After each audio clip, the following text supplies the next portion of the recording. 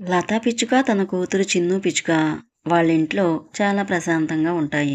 లతా పిచ్చుక ఇంటి పక్కనే లక్ష్మి పిచ్చుక కూడా ఉంటుంది. లక్ష్మి పిచ్చుక చాలా మంచిది. లక్ష్మి ఎవరికి సాయం కావాలన్నా అడగక ముందే చేసేస్తూ ఉంటుంది.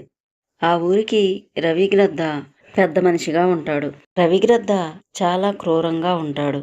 రవిగ్రద్ద ఎవరికైనా డబ్బులు అవసరమైతే వడ్డీకి ఇస్తూ ఉంటాడు. అలాగని రవిగ్రద్ద మంచివాడైతే కాదు.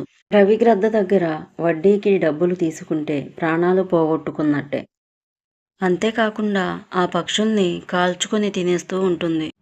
ఒకరోజు లతా పిచ్చుక ఇల్లు గడవడం కష్టంగా ఉండడంతో రవిగ్రద్ద దగ్గర డబ్బు తీసుకుంటుంది లతా పిచ్చుక. రవిగ్రద్ద గురించి లతా పిచ్చుకకు తెలుసు, కానీ తప్పని పరిస్థితుల్లో తీసుకుంటుంది. రవిగ్రద్ద ఒక దురుద్దేశంతో లతా పిచ్చుకకు డబ్బు ఇస్తాడు.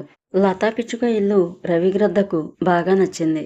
గ్రద్ద కుట్ర తెలియని లతా పిచ్చుక వడ్డీకి డబ్బు తీసుకుంటుంది. గ్రద్ద ముందుగానే చెప్తుంది, చూడు లత, నేను అడిగినప్పుడు డబ్బు మొత్తం ఇచ్చేయాలి. దానికి ఒప్పుకొని లత రవి దగ్గర డబ్బు తీసుకుంటుంది. అలాగా కొన్ని నెలలు గడిచిపోవడంతో తీసుకున్న డబ్బుకి లతా పిచ్చుక వడ్డీ కూడా ఇవ్వలేకపోతుంది. అప్పుడు రవిగ్రద్ద వచ్చి, ఇదిగో చూడు లత, నువ్వు తీసుకున్న దానికే వడ్డీ ఇవ్వలేకపోయావు. ఇంకా నువ్వు అసలు వడ్డీ ఇంకేమి ఇస్తావు? అందుకని నాకు ఈ ఇల్లు ఇచ్చేయి. నా దగ్గర డబ్బు తీసుకున్న వాళ్ళు డబ్బు ఇవ్వకపోతే వాళ్ళకి ఏ గది పట్టిందో నీకు తెలుసు.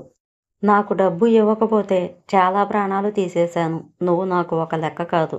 అలాగని రవిగ్రద్ద లతా పిచ్చుకను బెదిరిస్తాడు.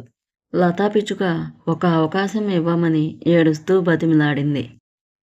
క్రూరుడైన గ్రద్ద అవకాశం ఇవ్వడానికి ఒప్పుకోలేదు. అదంతా పక్కనే ఉండి గమనిస్తున్న లక్ష్మీ పిచ్చుక అక్కడికి వస్తుంది. అలా చెప్పి గ్రద్ద అక్కడి నుంచి వెళ్ళిపోతాడు. లతా పిచ్చుక ఏమి చేయాలో తెలియక అక్కడి నుంచి వెళ్ళిపోవడానికి సిద్ధపడుతుంది. లతా పిచ్చుకని లక్ష్మీ పిచ్చుక ఇంట్లో ఉండమని చెప్తుంది. లతా పిచ్చుకకు ఇంకా వేరే దారి లేక ఒప్పుకుంటుంది.